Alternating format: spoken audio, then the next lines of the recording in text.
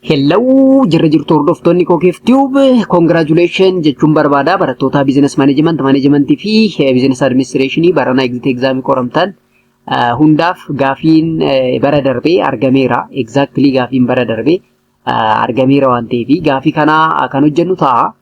Gaafilee amman dura hojjechaa turre wajjinis baay'ee walitti dhiyeenya akka qabu achumaan argaa deemtu. Ganaaf gaafilee kanneen paartii jalqabaatiin hamma tokko gaafilee muraasa isaaniin hojjennaa yeroo itti aanu immoo paartii biraatiin kan waliin itti deebinu ta'a jechuudha. Gaafilee exactly bara darbee ijoolleen qoramteedha kuni. Kanaaf sirriitti hordofuudhaan baranas maaltu dhufuu danda'a kan jedhu tilmaamuu ni dandeessu jechuudha. Kanaaf gaafiin tokkoffaan maal jedhaa? Which of the following or identify wrong claim about strategy jedha. And strategy need to examine the state of trend jedha. Eeyyeen akkuma beektan strategiin kamiyyuu gara lafaa osoo bu'een dura examine gochuu qaba trendii jiru kun sirriidha.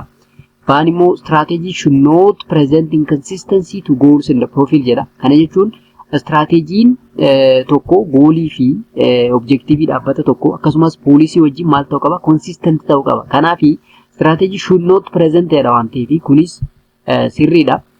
Caan immoo strategy create a new value jedha but not competitive advantage jedha. Strategiin tokko value haaraa create gochuu qaba garuu competitive advantage wayii dabaluun qabu jedha. Kuni soba maaliif strategiin kamiyyuu akkuma beektan competitive advantage dhaabbata tokkodhaaf create gochuu dandeettii akkasii qabaachuu qaba. Kanaaf caan sirrii miti. Dan strategy should not require too much resource jedha. Eeyyeen resource baay'ee kan gaafatu ta'uu qabu.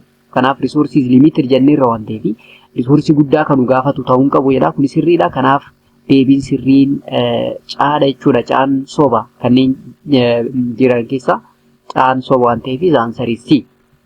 Yaa'u gaafiin kun screenshot godhameeti waan ta'eef mul'achuu danda'a, mul'achuu dhabuu danda'a. Isin biratti ani hin beeku garuu hamma tokko kanneen mul'atan keessaa fudhanna jechuudha.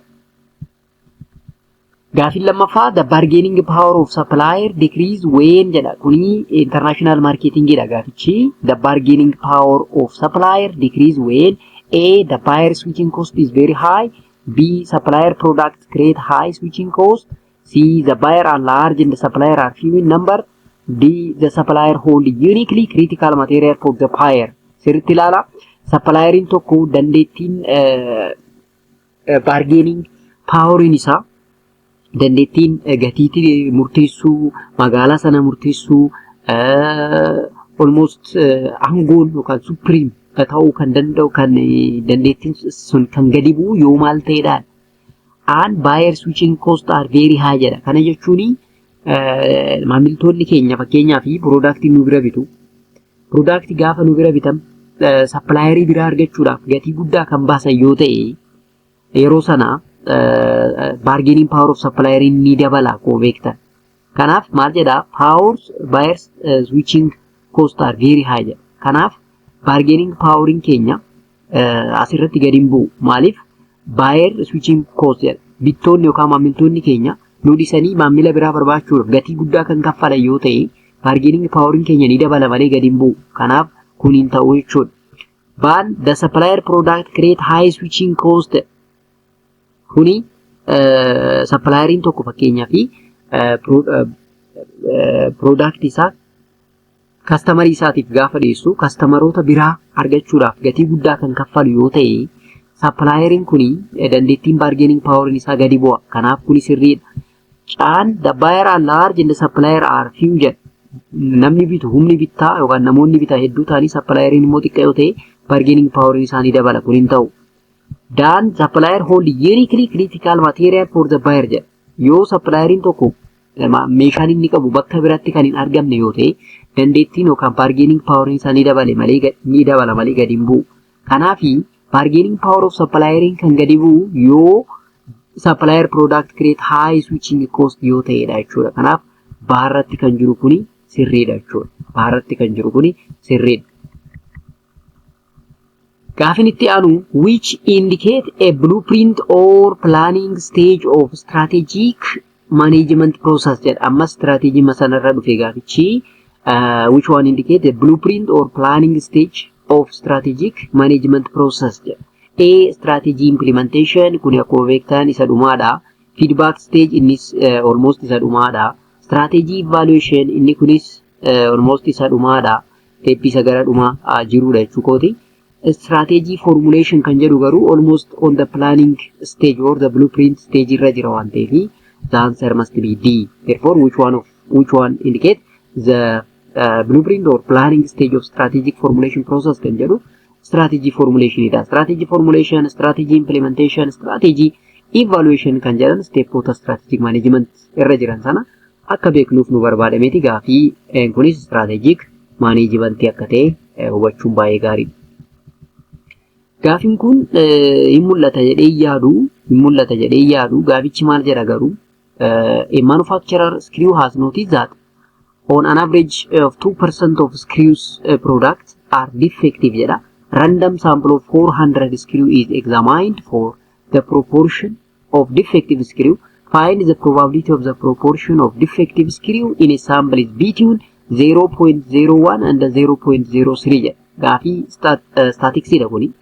An 0.4236 jedha, ban 0.7611 jedha, chan 0.4826 jedha, dan immoo 0.8427 jedha jechuudha. Kanaaf gaafichi kun akka clear nutti ta'utti asitti hojjennuuf hin baase haa ilaallu maal jedha probability sample number of sampling keenya 400 number of samples 400 and probability of defective between 0.01 and 0.03 gaafatamne jechuudha.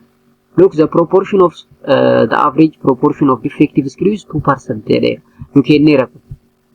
Irratti yoo ilaaltan asitti maal jedha the manufacturer screw has noticed that on average of 2% jedha. 2% of screw produced are defective. Kanaaf probability of proportion of defective screws 2% akka ta'e nu kennameera jechuudha. Gaafin keenya probability of defective between 0.01 and 0.03 akka barbaannu. Kanaaf maaltu nu kenname? Population proportion nu kennameera 0.02 ወይም 2%. Sample size keenya 400 nu kennameera jechuudha.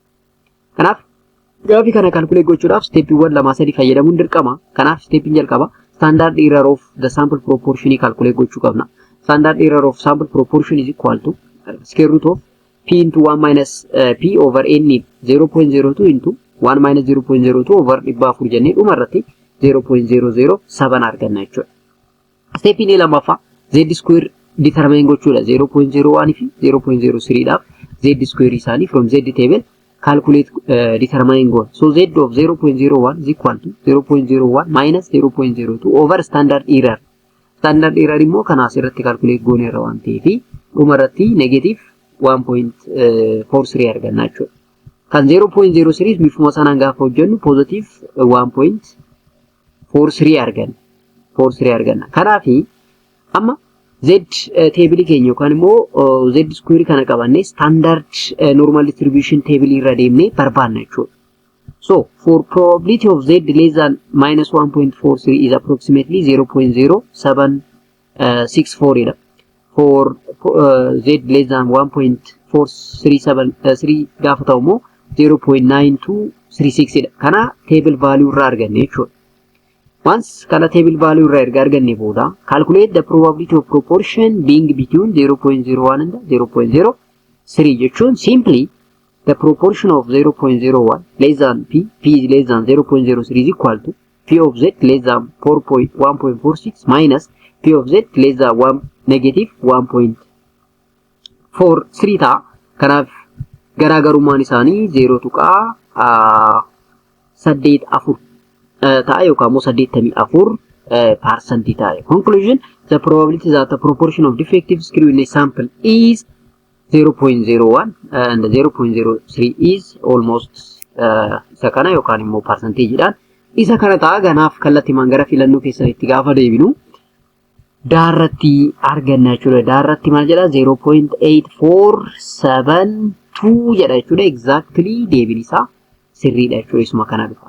Kuni gaafii statistics binomial distribution kan jedhurraa gaafii dhufeedha jechuudha. So you have to expect such type of question gara fuulduraas gaafiilee akkana expect gochuun dirqama jechuudha. Isin duras ilaalaa turre gaafiileen statistics fi financial management mathematical formula qabannee akka calculate goonu kan barbaadamu jira jechuudha. Isa kanarratti xiyyeeffachuun nurraa eegama jechuudha. Gaaffiin itti aanu which process strategy yes natural spring water producing company applied A product focus B repetitive jedha caan process focus daan immoo mass customization jedha. Jechisaa maalidha? Akkuma beektan yes natural spring watering kuni water production company yookaan industryidha. Industry'n kuni process strategy fayyadamu jira. Process strategy isaa maal irratti focus godhaa jedha gaaffiin salphaadha baay'ee. Product focus, repetitive, process focus fi mass customization jedha. Process focus idha akkuma gaaffii irratti hubachuuf yaalletti maaliif bishaan tokko filter godhamee simple godhamee ashagamee gara magaalaatti haga ba'utti processiin achi keessa jiru hedduudha. Process kanaaf strategiin nuti follow gochuu qabnu almost process focus ta'uu qaba jechuudha. Kunis sirriitti mul'atu kan jedhu hedduu ani hin beeku garuu bifa kanaan ilaaluu danda'u qabdu jechuudha. Gaaffiin itti aanu goodness of fit test differ from independent test in terms of jedha. Kunis gaaffii statisticsdha jechuudha. So gaaffiin statistics goodness of fit test and independent student test or F testing jira. Isaan maaliin garaagarummaa qabudha? And the method used to compute expected frequency. Eeyyeen garaagarummaa qabu. Method of frequency compute karaa itti goonu goodness of fit test fi independent testing garaagarummaa qaba. Inni lammaffaa the rule for determining the number of degree of freedom or F or V value kunis sirriidha lachuu garaagarummaa qabu. Afiibaa nan jedha kanaaf deebiin keenya gara caatti deema jechuudha. Gara caatti deema jechuudha. Gaaffiin itti aanu which one of the following is different from others jedha. A interview jedha. Baan immoo observation jedha. Caan immoo time series jedha. Daan immoo questionnaire jedha. Kuni gaaffii statisticsdha kunis yookaan research methodology gaaffii research methodologydha. Kan adda ta'e kamiidha yookaan immoo kan adda ta'e as keessaa fakkeenyaaf interview observation questionnaire isaanan kun the method of data collectionidha. Kanaaf time series kan jedhu kun immoo deebiin ta'u jechuudha. So the answer is caata jechuudha. Answer is C. Gaaffiin itti aanu in which of the leadership style is the leader making all the decision and the follower are simply there to execute without deviating from the decision jedha. Argitanii inni kuni leadership dhagaafichi maal jedha? In which leadership style is the leader making all of the decision and the follower are simply there to execute without deviating from the decision jedha. Top manager or leaderin suni kallattimaan decisionii jiru hunda erga decide godhee booda followeronni isaa akka hojii sana hojjetan qofa kan ajaju yoo ta'ee fi hojiin isaanii immoo deviation tokko argamsiisuu hin qabu jedhee kan yaadu yoo ta'e leadership stylein sun maal jedhama? An autocratic style jedha. Baan transformational style. Caan immoo free reign style. D democratic style jedha. Kanaaf amma democratic style hin ta'u free reign jechuun laissez faire dhaan ta'u kunis transformational style hin ta'u autocratic style ta'a jechuudha. Maaliif all the power can be centralized on the leader. Leader irratti centralized ta'eera waan ta'eef decentralization of power hin jiru. Hojjettoonni dhaabbata sanaa almost waan inni jedhe waan inni ajaje hojjechuu qofa. Kanaaf autocratic leadership styleidha. Kanaaf akkana hubattan abdiin qaba. Gaafichi mul'achuu dhabuu isaatiif maaliif screenshot godhameera jenneerra.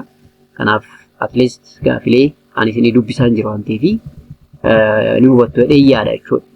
Inni itti aanu in building a secure environment for management information system it is important to understand kun immoo MIS dha.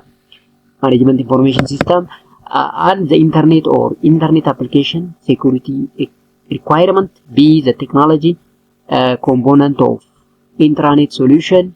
D the security policy of the organization. C the security policy of the organization. D all of the above jedha. Gaafichi sirriitti ilaala. In building secure environment for management information system jedha. It is important to understand internet and the intranet application of security kun sirriidha. The technology component of internet solution ni ta'a kunis. The security policy of an organization kunis ni ta'a. Kanaaf the answer sirriidha jechuudha. The answer is D. The answer is D. Kunis MIS or management information system koorsii jennu sana jechuudha.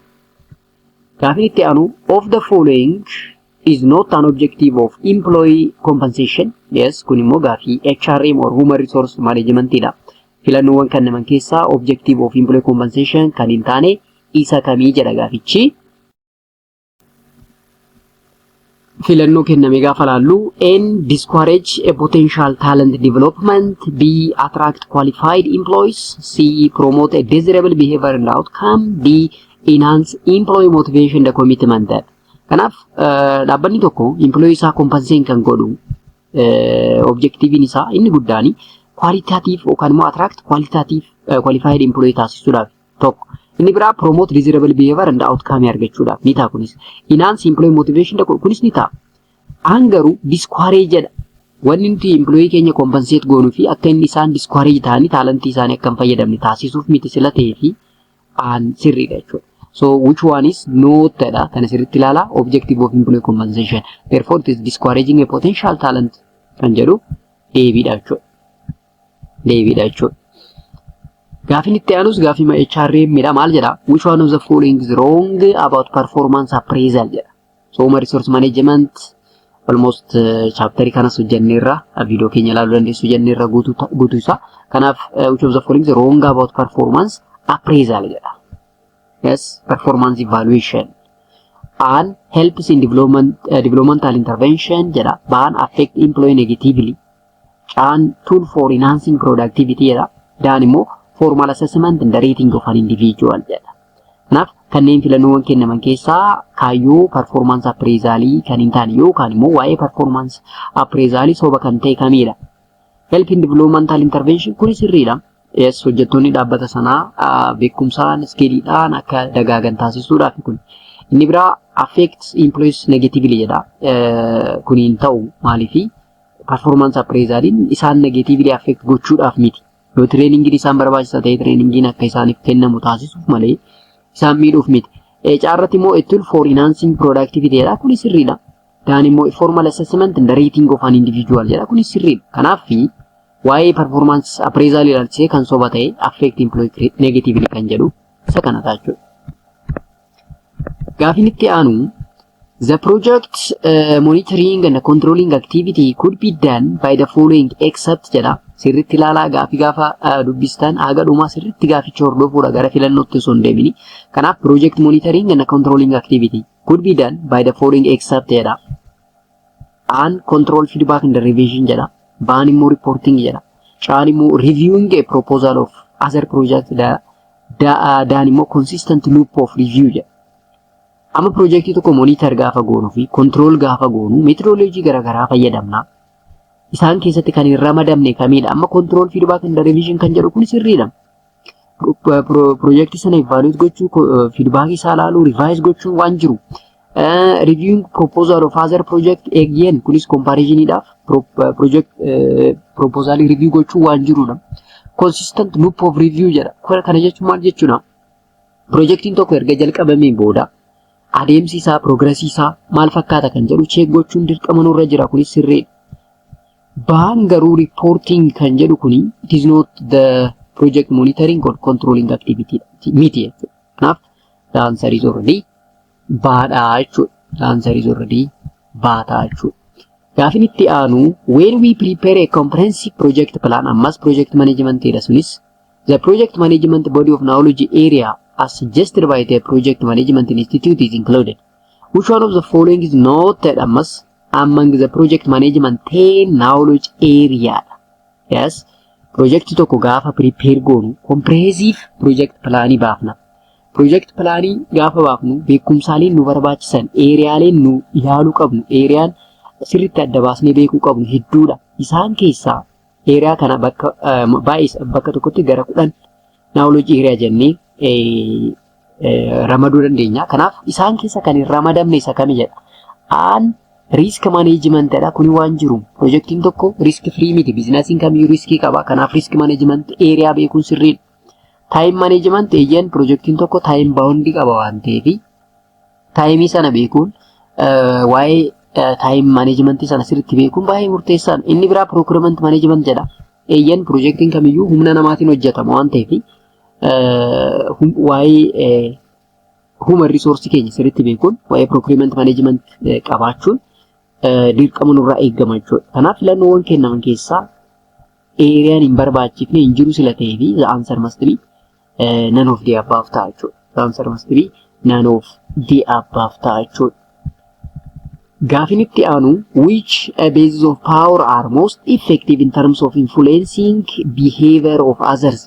Kun immoo ammas gaafii leadership irra dhufe jechuudha. Leadership and change management maal jedha which base of power are the most effective in terms of influencing behavior of others. Amma influencing gaafa jennu karaa positiiviidhaan laaluu qabna asirratti.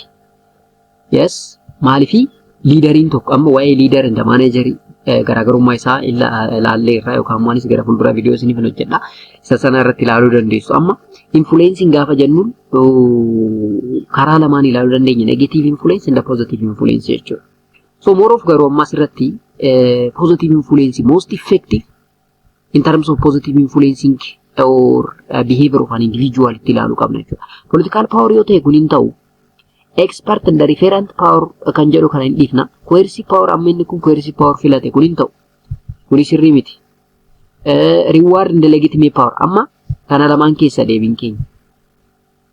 Maalifi hojjetaan tokko leaderiin tokko followerota isaa positively influence godha yeroo baay'ee. Yoo maal ta'edha amma. Yoo maal ta'e gaafa jennu expert and referent power fi reward and legitimate power kana laalla. Legitimate amma bakka kanatti kufee kun hin ta'u. Kanafi experts and referent power kan jedhaman kun the more crucial influencer of the behavior jechuudha. So the answer is baata jechuudha. Baata jechuudha. Gaafii kana sirriitti ilaaluu qabdu the positive influence karaa sanaan ilaallachuu qabdu malee negative influence ilaale namicha coercive power kan jedhee fi autocratic style yeroo baay'ee negative influence qaba jedhee waa yaadee fi nama asirratti coercive power kan guute. Garuu the most important effective in terms of influencing behavior of others gaafa jennu positive influence dha waan ta'eef most of reward and what call expert and referent power ta'a jechuudha. Gaafin itti aanu blank is defined as the number of years required to receiver the fund invested in the project from its operating cash flow. Kunis project management ta'uu danda'a yookaan immoo operational research illee ta'uu danda'a gaafin kuni yookaan immoo managerial economics illee karaa adda addaatiin ilaaluu dandeenya gaafii kana. Maal jedha blank is defined as the number of years required to receive the fund invested in a project from its operating cash flow. Namni tokko bara kana investment yoo irraa gaafa hirmaatu bara kamii return on investment kiyya kan argamu yookaan immoo ROI kan jedhamutu jira. So return on investment. Kanaafi number of years jedha. Jidduu kana umriin jiru kan timing jiru sun maal jedhama? Payback period jedhama jechuudha. Payback period. Kanaafu payback period kan jedhu kun sirriidha. Maal jedha? Internal rate of return, net present value, profitability index, payback period. So that is the answer. Kan immoo sirriidha. Payback period ta'uu qaba jechuudha. Payback period jechuun namni tokko barana invest yoo godhe miliyoona tokko invest yoo godhe miliyoona san deebifatee gara profititti kan profitii generate gochuu kan eegalu projectiin sun yoomii kan jedhu kan deebisuudha payback period kan jennuun kun. So it is like that. Gaafin itti aanu which one of the following is false about dual of simplex jedha. Kuni gaafii OR dha. So operational research chapters 3 transportation problem or assignment of transportation problem kan jedhu sana keessa dhufe which one of the following is false about dual simplex. No, it also linear programming. Yes. Sorry, linear programming irra dhufe jechuudha. Gaafii linear programming dha. So operational research maal jedha? A dual of the dual itself B the dual provide useful economic information jedha. Economic information gaafa jennu economic constraint kan jennu sana. See the term dual implies two or double jedha. Again kun sirriidha. It gives information on the worth of resource jedha. The worth of resource jechuun optimality jechuudha. So optimality dual of inni kun sirriidha almost shakkii hin qabu. Dual jechuun two or double jechuudha. The dual of dual is dual itself kan jedhu kun garuu sirrii miti. Maaliif jennaani the dual of dual may be a primal ta'uu danda'a. Maaliif the dual can be generated from what we call primal. So from that primal we may generate what the dual. Therefore the dual of dual is not a dual itself. Yes, sirratti argitanii yoo jiraatan maal jedha? the dual itself kan jedhu kun amma sirrii miti maaliif jenna this statement is misleading because while dual can be derived from a primal linear program, the dual of dual gives you back to the primary damale, it is not dual itself. Yes, so the other statement regarding dual simplex are true yada. Fakkeenya the dual provide useful economic information about the resource allocation and the constraint. Kuni sirriidha. The term dual indeed implies two-sided or double relationship between the primal and the dual jechuudha. Direct kan jiru it gives information on the worth or value of the resource in the context of optimization or optimality. Therefore, the dual of dual is dual itself kan jedhu kuni sirrii miti jechuudha. So the answer is A. False kan ta'e kan soba kan ta'e kami waan jedhuu fi aan sirriidha jechuudha. Aan sirriidha jechuudha. Gaaffiin itti aanu what is the most important consideration of retail layout jedha. Inni kun strategic management dha jechuudha. SMS strategic management ta'uu danda'a yookaan immoo OM ta'uu danda'a, operational management OM ta'uu danda'a. Yes, kanas sammu tokko viidiyoo isaa hojjetameera waan ta'eef ilaaluu dandeessu. Maal jedha? What is the most important consideration in retail layout jedha. A. Improved information flow. B. High utilization of space. C. Maximizing exposure. D. Improved employees morale. So improved information flow, higher utilization of space, maximization exposure kunin ta'u, maximization exposure kan jedhu ta'u, improved employee morale kunis it is not the most important imiti, the most important consideration imiti. Improve information flow kunini ta'a, higher utilization of space, more amma gara baatti deema jechuudha. The main purpose of retail layout is to high utilization of space. Gaaffiin itti aanu maal jedha? Based on the principle of Henry Fowle, the effective organizing function depend on the mastery of the following except yet.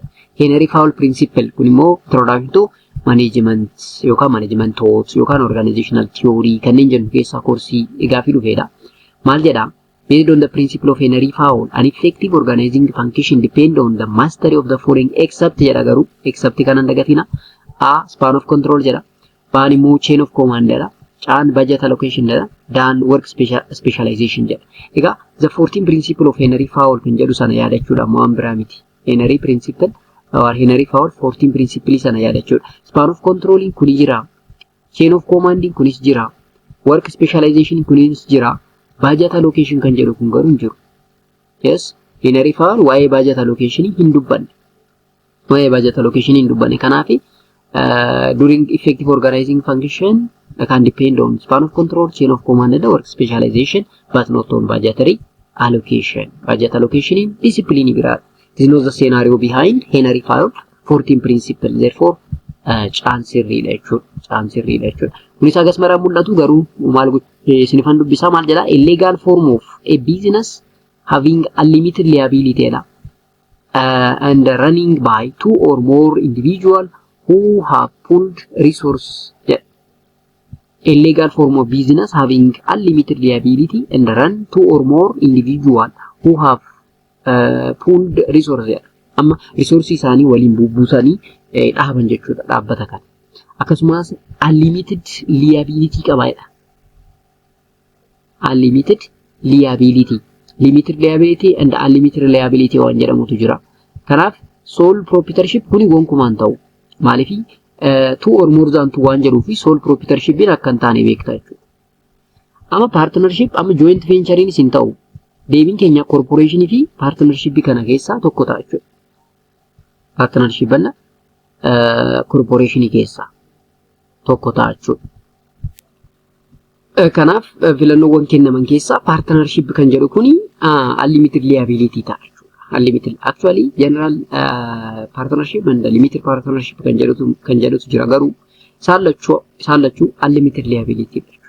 Unlimited liability kana jechuun kisaaraa jiruuf yookaan immoo waan jiru hundaa waliin share godhanii baafachuu qabu jechuudha gaafa unlimited liability gaafa jennu jechuudha. Therefore the answer is almost baataa jechuudha. Gaaffiin itti aanu identify incorrect statement jedha. A jedhe a poor strategy formulation result in failure if poorly implemented jedha. Baan a poorly formulated strategy might be implemented successfully jedha. Chan, a good strategy formulation can result in a good implementation. Then a good strategy formulation necessarily lead to successful implementation. Then can sirrin taane kami jedha kun strategic management da SM course dha jechuudha kunisi gaafichi maal jedha kan sobatee kamidha. A poor strategy formulation result in failure jedha kunis sirriidha. Poor strategy sun poorly formulate taanani dhumni isaa poorly implementation ta'a kufaate. Bangaru poorly formulated strategy might be implemented successfully jedha kuni gonkumaan ta'u. Caan immoo a good strategy formulation can result in good implementation kuni sirriidha. Then a good strategy formulation necessarily leads successful implementation jedha kuni sirriidha. So baarratti kan jiru kuni sirrii miti jechuudha. So it is right to say like that. Gaafin itti aanu what information is extracted jedha. Look, when information is extracted, filtered or formatted in some way, the output is jedha kunis amma MIS asindra management information system isa jennee sana jechuudha. Kanaaf yeroo informationiin sirriitti extract ta'uu fi filter ta'ee formatted in some pattern gaafa ta'u gara knowledge'tti jijjiirama. Knowledge'n immoo with some principle gara wisdom itti geeddarama. Kanaaf sirriidha jechuudha. Wisdom, confidence, intelligence, commitment jedha. So when information is extracted, filtered and formatted in some way, the output is knowledge ta'a jechuudha. Gaafin itti aanu an inspiring long-term dream about what the organization will achieve in the future is referred to as mission, objective, vision, goal. Look, an inspiring long-term dream about what an organization will achieve in the future. Kuni strategic management ida. Ammas objective in ta'u, goal in ta'u, mission fi vision keessa filattu garuu long-term dream as well as in the future one jedhuuf qofa the answer must be vision ta'a jechuudha. The answer is what? Vision ta'a jechuudha. So kanaaf har'aaf hagana hayyoo ilaalle nugaa yeroo biraa gaafii kanarraa jalqabnee kan itti fufnu ta'a paartii lammaffaatiin. Kanaaf barattoonni viidiyoo kana ilaaltan viidiyoo kana barattoota biraatiif share godha. Barattoota yuunivarsiitii biraa jiraniif isinis komentii qabaattan comment sectionidhaan naakaa viidiyoo kana like gochuu akkasumas channel immoo tasaa yoo subscribe hin goone ilaaltanii subscribe gochuu hin dagatinaa jenna. Viidiyoo paartii lammaffaatiin amma wal arginutti bakka jirtanitti nageenyi isiniif haa baay'atu jedha.